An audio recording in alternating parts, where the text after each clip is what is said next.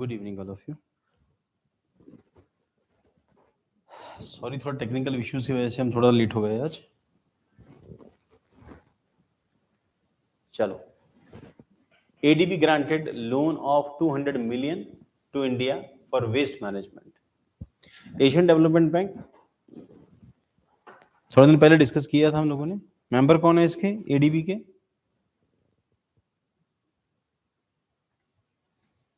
Korea, Japan. India को loan दिया actual में ये अमेरिकन ग्रुप है, और ड्यूरिंग कोल्ड वॉर पीरियड इस ग्रुप के अंदर इंडिया को एंट्री नहीं थी, इंडिया अलाउड नहीं था यहाँ जाने के लिए, ठीक है, क्योंकि वो सब फर्स्ट वर्ल्ड कंट्रीज इसके मेंबर थे, और इंडिया बाद में आके फिर इंडिया इसका मेंबर बनता है, और फिर है ना अमेरिका से रिलेशन अच्छे होते हैं, उसके बाद फिर लोन मिलना शुरू होता है। तो दिस इज अ प्रोसेस। तो प्रोसेस में ऐसा हो रहा है।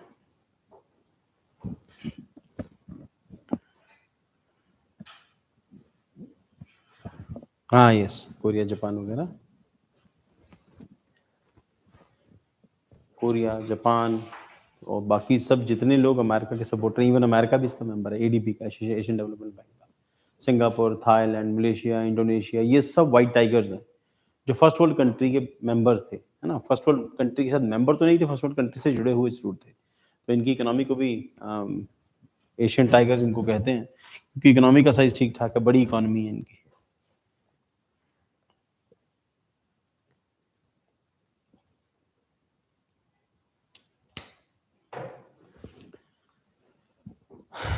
So, ADB has granted a loan of $200 million to India with the objective of enhancing waste management and sanitation.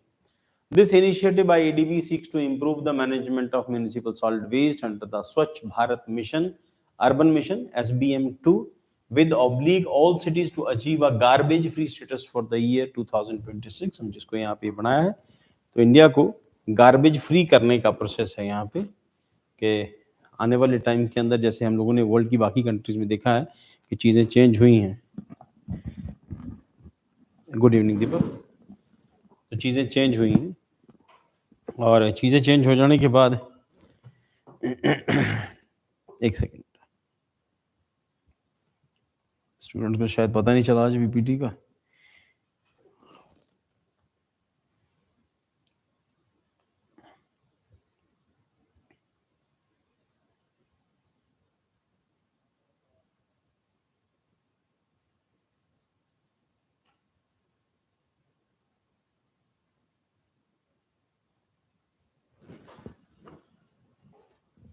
हाँ, तो एशियन डेवलपमेंट बैंक ने ADB प्रोग्राम और किसके लिए पैसा दिया हम लोग को? सॉलिड वेस्ट मैनेजमेंट के लिए दिया अंडर द स्वच्छ Bharat mission urban SBM2, which oblige all cities to achieve garbage free status to the year 2026. तो 2026 तक इंडिया की सिटीज को गार्बेज फ्री करने का प्लान है। और हम लोगों ने देखा कि कुछ छोटी कंट्रीज और उन छोटी कंट्रीज की छोटी सिटीज में, जैसे सिंगापुर जैसी कंट्रीज हैं, तो वहां पर भी गार्बेज बहुत बड़ी प्रॉब्लम थी। जैसे जैसे हमारी इकोनॉमी एडवांस होगी ना, वैसे वैसे गार्बेज बढ़ेगा। तो हम लोग इसको टर्म यूज किया जाता है मॉडर्न इकोनॉमिक मैन। ये सिर्फ गंदगी फैलाने के लिए, अपने कार्बन फुटप्रिंट को एक्सपैंड करने के लिए ही पैदा हुआ है। तो जितना हम लोग ज्यादा डेवलप करेंगे, उतना हमें ज्यादा चीजें रिक्वायर्ड होंगी, या ज्यादा चीजें हम ज्यादा पोल्यूट करेंगे। बड़ा क्लियर सा एक ऑब्जेक्ट है। अगर हमारे पास पैसा ज्यादा होगा तो हमारे पास घर में लिफाफे भी ज्यादा आएंगे, और जितने लिफाफे ज्यादा आएंगे, इसका मतलब घर में लिफाफे ज्यादा आए तो इसका मतलब गार्बेज भी उतना ज्यादा आया।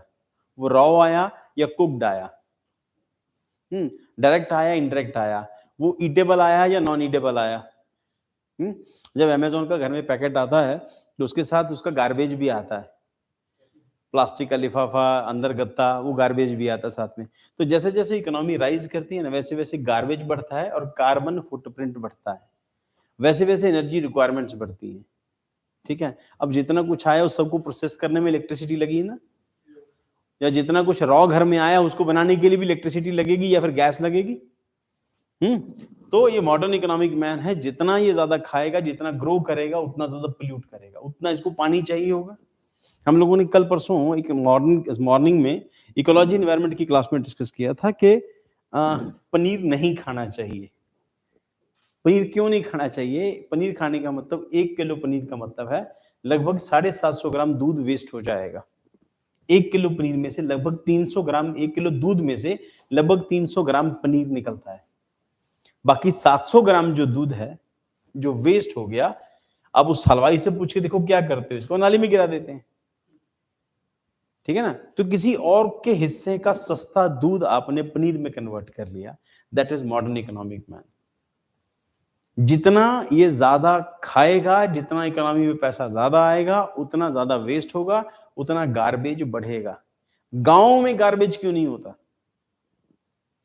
या आज से कुछ साल पहले होता ही नहीं था गांव में गार्बेज, क्योंकि उनके पास सस्टेनेबल डेवलपमेंट है। सस्टेनेबल डेवलपमेंट में क्या करते हैं कि what I have seen in my village, वो लोग लिफाफे इकट्ठे करके उसका एक गोल से कुछ बनाते थे जिसके ऊपर लोग बैठा करते थे, जमीन पे बैठते थे। तो एक गोल सा बना लेते कि जमीन पे नहीं बैठेगा, वो लिफाफे से बना हुआ एक कुछ ऐसा, वो एक गोल सा एक होता था, उसके ऊपर लोग बैठते थे।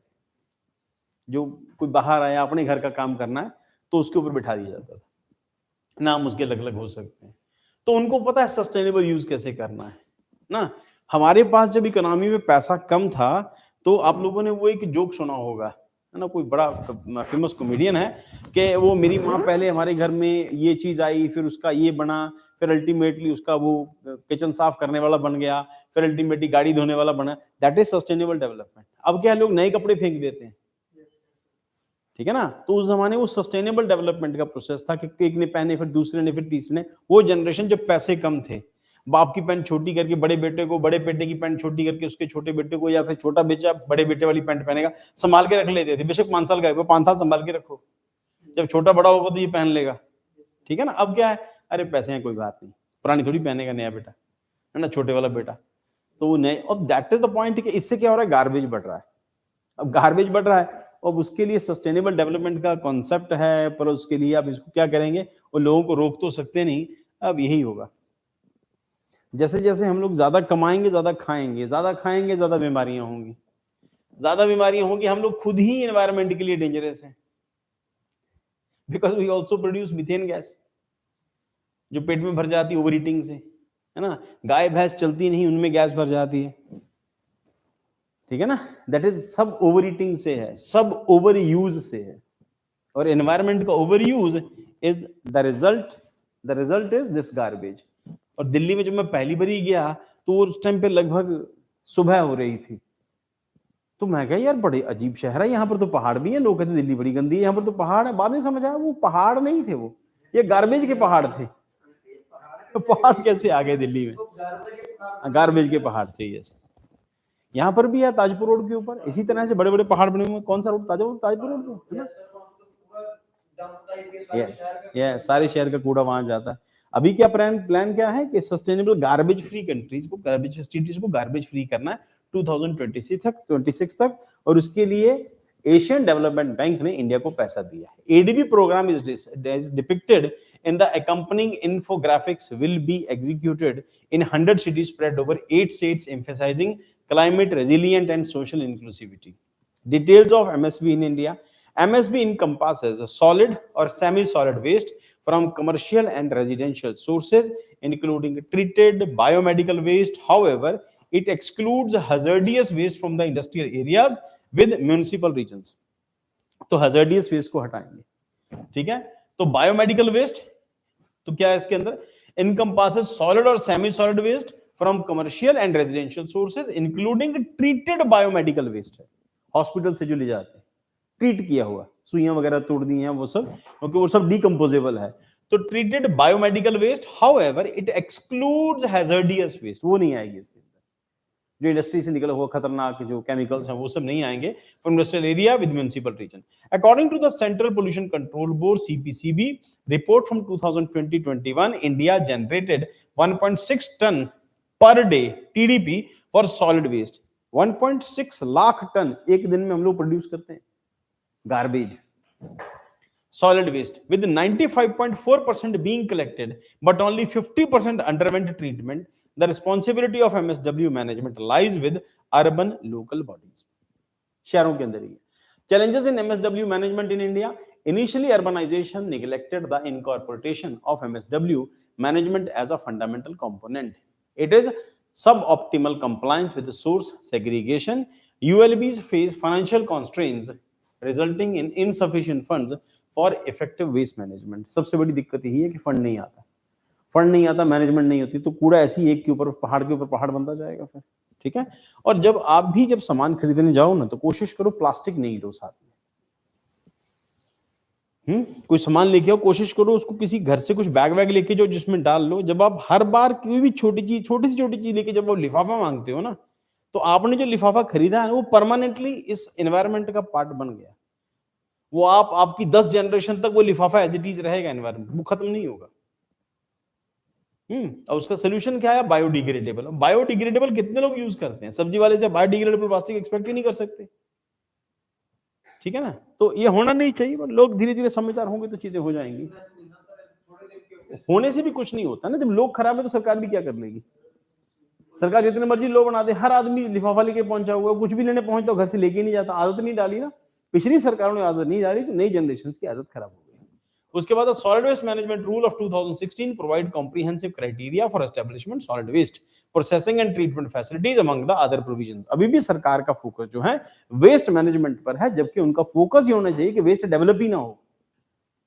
सरकार को प्रोग्राम ऐसे बनाने चाहिए, इनिशिएटिव ऐसे बनाने चाहिए, वेस्ट डेवलपमेंट के ऊपर फोकस है ना। अब ये तो हो गया जो प्रोड्यूस हो गई उसकी मैनेजमेंट कर लो, पर नई वेस्ट प्रोड्यूस ना हो, या हो तो कम से कम वो जितनी रेशो जो बता रहे 1.6 लाख टन एवरी डे, उसको कम करके आधा तो किया जा सकता है ना। और 10 साल के बाद आप प्लान कर लो। जब नरेंद्र मोदी बाकी सब चीजों में अपील कर सकते हो सकता तो उनकी अपील से लोग प्लास्टिक यूज करना ही बंद कर दें। बेशक 10% ही फर्क पड़े, 10% तो फर्क पड़ेगा ना। 1.6 लाख टन से 1.5 लाख टन भी हो जाए तो भी बहुत बड़ी बात है। 2 साल में हो जाए, साल भर में हो जाए। चलो, the solid waste management rules of 2016 comprehensive criteria for establishment solid waste processing and treatment facility among other provisions। तो इसके लिए what treatment facility होनी चाहिए। तो ट्रीटमेंट फैसिलिटी में क्या है कि जैसे कई जगहों के ऊपर, जैसे सिंगापुर वगैरह में क्या किया उन लोगों ने, जितना वेस्ट था वेस्ट के ऊपर डंप कर दिया, बहुत मोटे मोटे प्लास्टिक की शीट्स लेके उसको बंद कर दिया, उसके ऊपर मिट्टी डाल दी। अब वो जो अंदर डंप्ड है वो गैस निकाल रहा है, मीथेन गैस निकाल रहा है। उसके ऊपर उन्होंने पावर प्लांट लगाया, मीथेन गैस से पावर प्लांट लगाया, और शहर से उस मीथेन से निकलने वाली मीथेन से, उस कूड़े के ढेर से निकलने वाली मीथेन से उस शहर को इलेक्ट्रिसिटी प्रोवाइड कर रहे हैं। Next is The waste of wealth mission aims to generate energy, recycle material and extract valuable resources from the waste. SBMU 2.0 advocate for 100% source segregation, door-to-door collection and other measures to improve waste management practices. तो door to door collection का काम है, तो उसके लिए सरकार ने arrangement तो किया था कि आपको हरे में और नीले में अलग अलग डालना, पर फिर वो लोग ऐसे हैं तो सरकार भी क्या करेगी, जितने मर्जी अच्छे प्रोग्राम बना के ले आए। थोड़े दिन तो उन्होंने भी कहा, फिर उसके बाद उन्होंने भी कहना बंद कर दिया।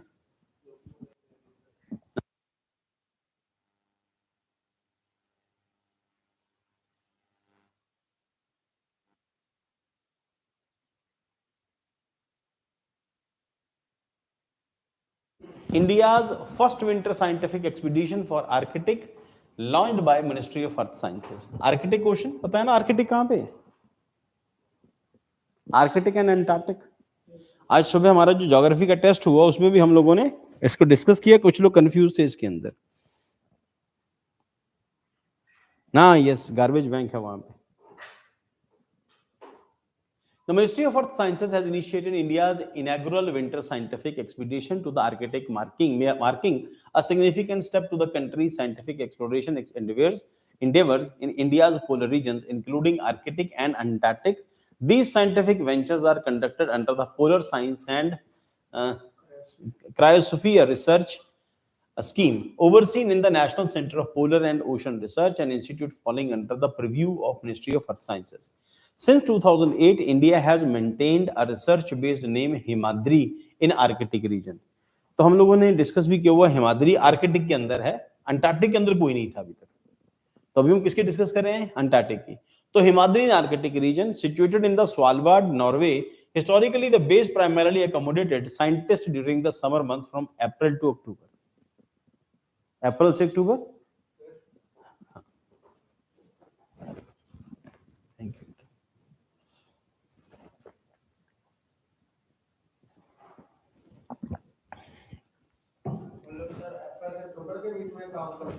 हाँ, गर्मियों के महीनों में since 2008, India has maintained a research-based named Himalayan Arctic region situated in the Svalbard, Norway. Historically, this base primarily accommodated scientists during the summer months from April to October. ठीक है. In winter expeditions spanning from November to March hold paramount importance to the several reasons. Unique scientific observation. The time frame enables researchers to conduct distinctive scientific observation during the polar nights when there is a lack of sunlight for nearly 24 hours, coupled with sub-zero temperature reaching at low as minus 15 degree Celsius. तो temperature जहां minus 15 degree Celsius तक पहुंच रहा है, plus वहां पर polar nights यानी कि अरोरा बोरियलिस एंड अरोरा ऑस्ट्रेलिस देखने को मिलती है. पोलराइट ना जो नॉर्वे में नजर आती हैं, और अरोरा लाइट जिनको कहते हैं. और क्या कहते हैं इनको? Aurora lights, polar lights. तो expanded understanding the Arctic, the expedition contribution to the deeper comprehensive of the Arctic, particularly in areas such as climate change, space, weather and ecosystem adaptation. Understanding space weather is crucial as impact weather and climate in tropical regions.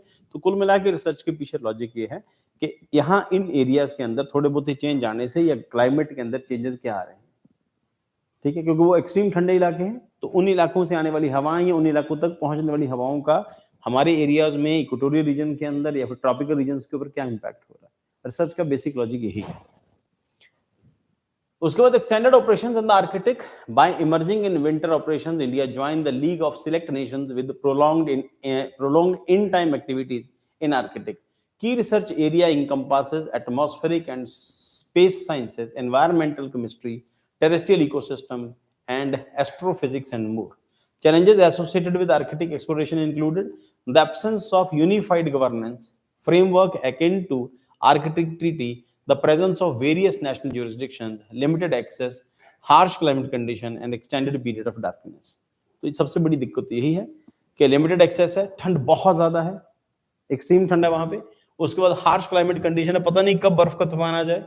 उसके बाद extended period of darkness, और बहुत लंबे लंबे time तक तो धूप नहीं निकलती वहां पे, 24 घंटे की रात होती है. ठीक. In 2022, India formulated its Arctic policy titled India and Arctic, building a partnership of sustainable development. ये देखिए, ये मिशंस हैं, अलग-अलग कंट्री के अलग-अलग मिशन जाते हैं. इस फोटो को देख के पता चल जाता है. तो ये आइस ब्रेकर होते हैं, बहुत बड़े-बड़े शिप होते हैं. तो छोटी सी दिखा रहे हैं, बहुत बड़े-बड़े शिप्स होते हैं, इनमें आइस ब्रेकर लगा होता है, बर्फ तोड़ते जाते हैं. ठीक है. अब ये सारी जगह बर्फ पिघली पड़ी है, तो ये आर्कटिक तक पहुंचेंगे, वहां आगे जाके आर्कटिक है. ठीक है, जो नॉर्थ पोल है. तो नॉर्थ पोल, साउथ पोल. तो नॉर्थ पोल जो है, जो आर्कटिक है, वो कॉन्टिनेंट नहीं है, पर अंटार्कटिक कॉन्टिनेंट है.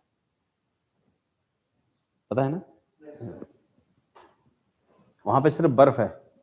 In 2022, India formulated Arctic policy titled India and Arctic, building a parameter for. अरे आर्कटिक अंटार्कटिक पता होगा ना, ये आर्कटिक है और नीचे का हिस्सा ये अंटार्कटिक है. तो इंडिया कहां रिसर्च कर रहा है अभी जाके? आर्कटिक में, इस एरिया के अंदर, नॉर्थ पोल.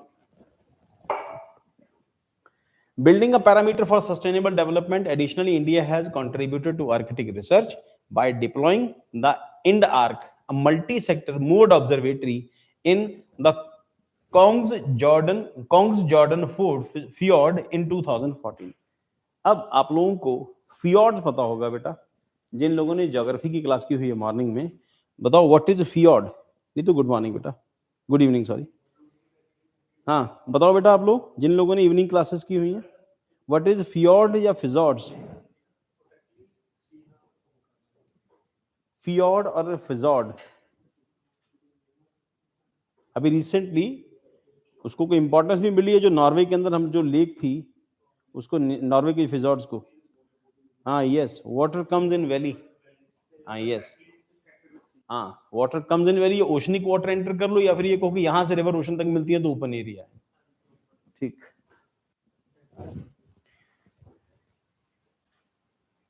हाँ वाटर कम इन वैली मनोज.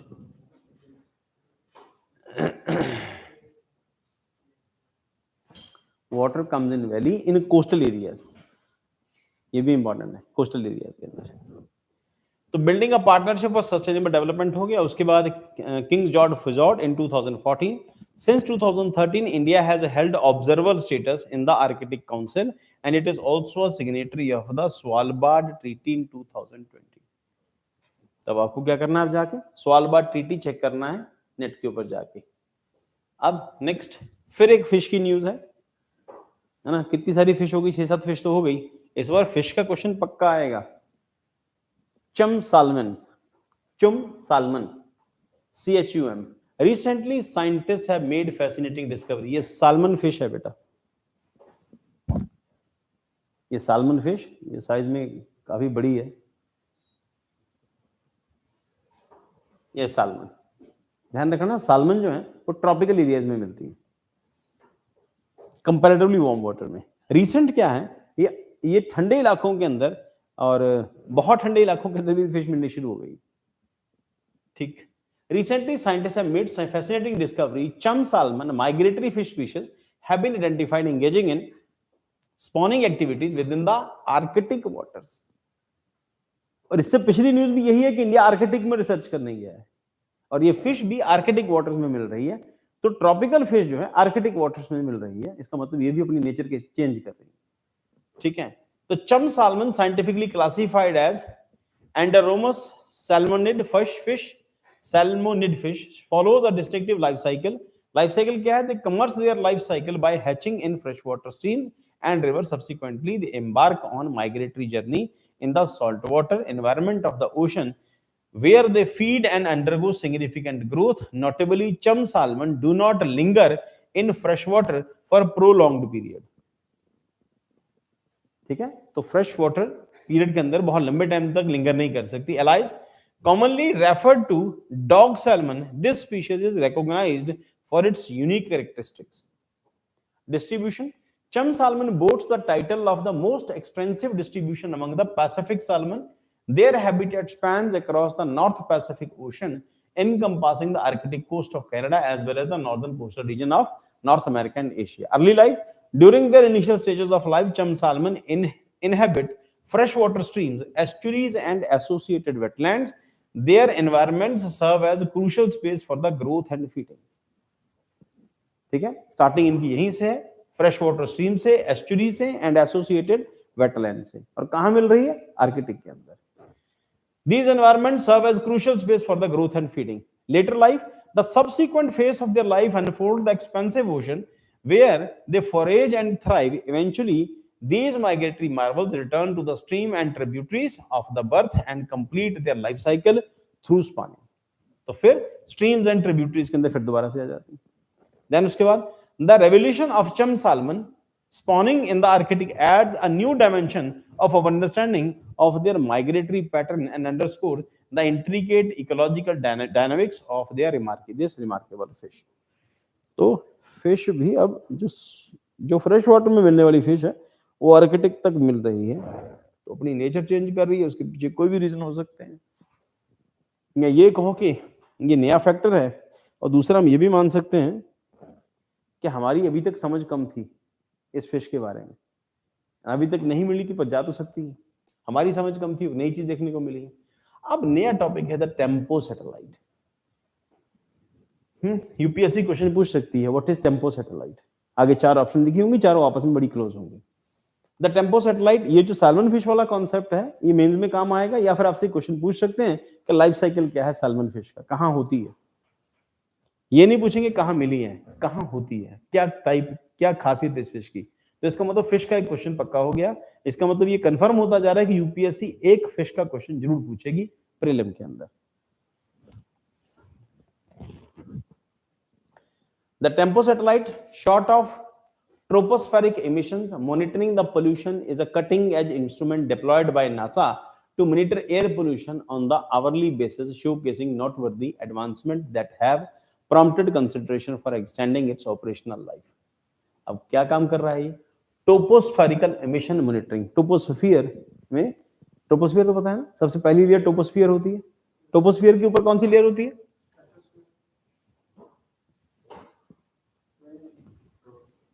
ट्रोपोस्फियर, फिर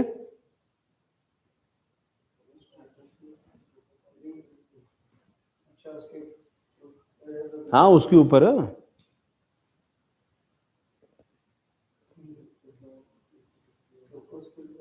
ओ लेयर नहीं है, लेयर नहीं, ओजोन तो वो एक एरिया जोन आ गया ना, तो ट्रोपोस्फियर के ऊपर ही है, स्फीयर नहीं है वो। स्ट्रेटोस्फियर उसके ऊपर, हाँ आइनोस्फियर, एक्सोस्फियर, हाँ क्योंकि आप में कॉन्फिडेंस नहीं था, गलत नहीं हुआ था। चलो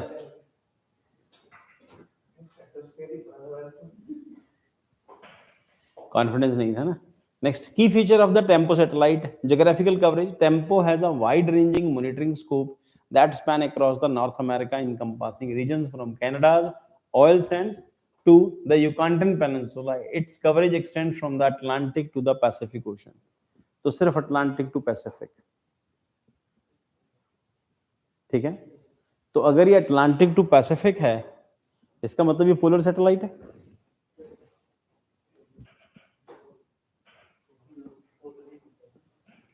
ठीक है ना।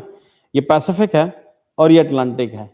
अब या तो पोलर हो सकता है या फिर इस तरह से हो सकता है, ये हमने डिस्कस किया, अटलांटिक टू पैसिफिक, ठीक है ना। इसका मतलब ये टिल्टेड हो सकता है,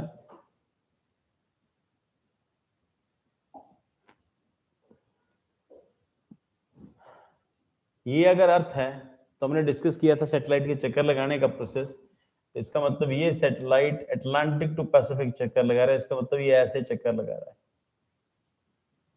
इसका मतलब ये सन सिंक्रोनस है, सन सिंक्रोनस ऑर्बिट, क्योंकि अर्थ अपने एक्सिस पर 23.5 डिग्री टिल्टेड है। तो क्योंकि अर्थ टिल्टेड है तो ये भी टिल्ट होगा, इसका मतलब ये इस तरह से चक्कर काटेगा, ठीक है। तो यहां पर ये सबसे पास होगा और यहां पर ये सबसे दूर होगा। बाकी हम लोग जब साइंस एंड टेक्नोलॉजी करेंगे तब और डिटेल में डिस्कस करेंगे, क्योंकि सैटेलाइट्स तो ऐसे ही घूमते हैं, या इस तरह से, इस तरह से, इस तरह से और इस तरह से, हर डायरेक्शन से। तो अगर ये पैसिफिक अटलांटिक कवर कर रहा है, इट मींस इसका ये सन सिंक्रोनस सैटेलाइट है। चलो बाकी डिटेल आगे चल के हम लोग डिस्कस करेंगे इसकी कैसे होता है। Tempo has a wide ranging monitoring scope.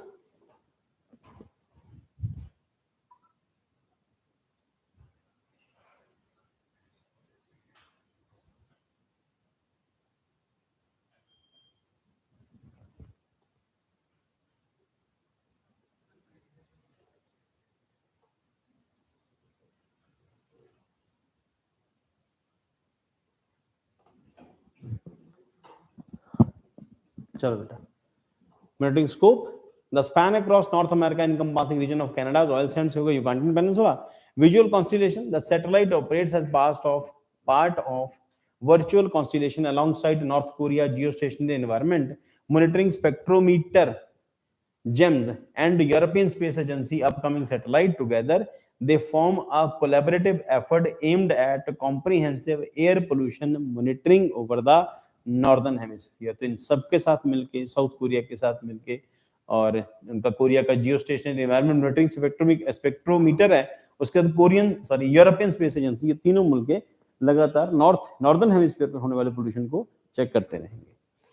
Northern hemisphere scientific observation क्या है? Tempo is equipped with make critical scientific observations. What is tempo? Tropospheric emission monitoring pollution is a cutting edge instrument.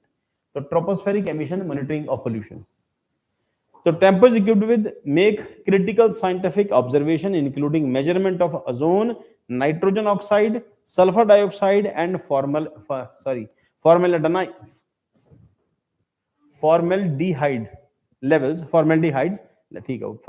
level of the atmosphere. This data contributes to deeper understanding of air quality dynamics. ठीक है। तो अगर आपसे question पूछा जाता है what is tempo, tempo की full form क्या है, तो वहां पर क्वेश्चन आएगा व्हाट इज टेम्पो। तो टेम्पो के बारे में पहले उसके ट्रोपोस्फेरिक एमिशन मॉनिटरिंग होगा, और उसके साथ एक दो चीजें हो सकता है ये भी लिखी हो या इसको गलत लिखा हो उन्होंने। उसके बाद इसका जो एरिया है वो क्वेश्चन पूछ सकते हैं। दूसरा ऑप्शन ये होगा तीसरा ऑप्शन ये हो सकता है, एक ऑप्शन कोई और होगा। इनमें से पूछेंगे कौन सा सही या कौन सा सही, कौन right, which one is correct और नॉट करेक्ट, क्वेश्चन हो सकता है ना। तो tempo is equipped with make critical scientific observation including measurement ozone, nitrogen, oxygen, sulphur oxide and formaldehyde level of the atmosphere. The data contributes to deeper understanding of the quality dynamics. Temporal resolution, notably Tempo provides hourly monitoring of air quality over North America during daylight hours. The satellite achieves this with a high resolution capable of discrediting variations at the scale of several square miles. Versatility in monitoring. Tempo monitoring capability extends to the diverse range of sources from impact of rush hour traffic to pollution originating from the forest fires and volcanic activity. ठीक है, traffic hours में pollution level check करेगा, उसके बाद forest fire को check करेगा और volcanic impact जो होंगे उसको चेक करेगा। Then orbital configuration, unlike conventional pollution monitoring satellites positioned in low earth orbit, Tempo is hosted in geostationary orbit. This orbital choice allows for continuous and real time monitoring of a fixed geographical area. Design duration क्या है? Originally designed for 20-month operational span, the success and significance of Tempo's finding have prompted discussion about the potential extension of its mission life. In summary, the Tempo satellite represents a significant stride in air pollution monitoring, providing for real-time data and high spatial and temporal resolution. Its unique orbital placement and collaborative efforts contributes to comprehensive understanding of air quality over North America. Inaugurate National Geoscience Data Repository NGDR portal. अब इस portal को बनाने के पीछे logic क्या है? India में बहुत सारे मिनरल्स हैं और बहुत सारे मिनरल होने के बावजूद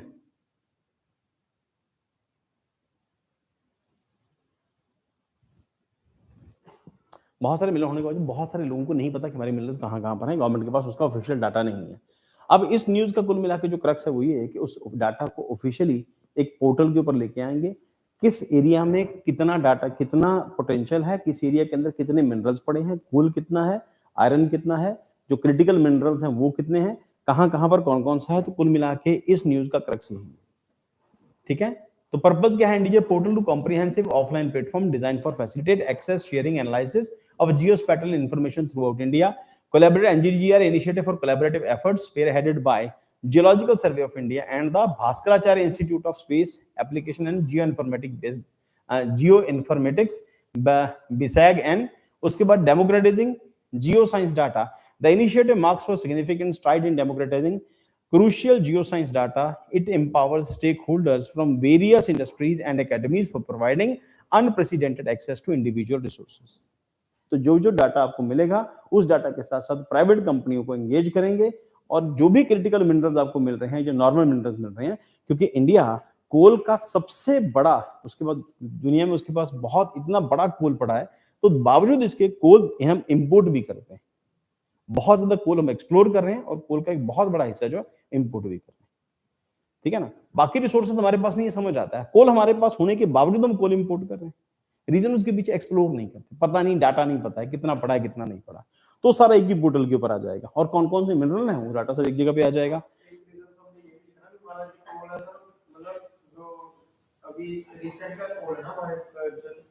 वो एक एस्पेक्ट है, बावजूद इसके कोल हम इंपोर्ट करें, हर वैरायटी का कोल इंपोर्ट कर रहे हैं। कोल हमारे पास होने के बावजूद हम कोल इंपोर्ट करें, जबकि नहीं होना चाहिए। जैसा भी है, जितना भी है, आपको यूज करना चाहिए। ठीक है, Establishment founded in 1851, GSI initiated mandate was identify coal deposits on the railways। और कल परसों हम लोगों ने न्यूज डिस्कस की थी, कल की क्लास में, कल की क्लास में या शायद परसों की क्लास में, कि इंडिया में कोल कंजम्पशन बढ़ी है ना, इंडिया और चाइना में कोल कंजम्पशन बढ़ी है। ठीक, पर रीजन उसके पीछे वही रिसोर्सेज का इशू है। फंक्शन क्या है? GIC is integral to offering objective, impartial, up to date geological expertise। उसके बाद डॉक्यूमेंटेशन, मिनिस्ट्रियल एफिशिएशन, बेटा कुछ खास नहीं, इस न्यूज को जाके खुद आप पढ़ लेना, बस इतना ही। इसके अंदर हेडक्वार्टर कहां पर है, बस इतना ही।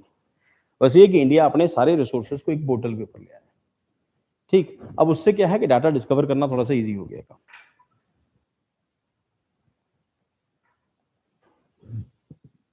ठीक है, बस इतना ही आज। कल मिलते हैं, इसको कल फिर कंटिन्यू करते हैं। आज न्यूज कम ही थी, आज इसके क्लास जरूरत लंबी हुई नहीं, क्लास छोटी हुई क्लास है। ठीक है बेटा, कल मिलते हैं, कल कंटिन्यू करते हैं।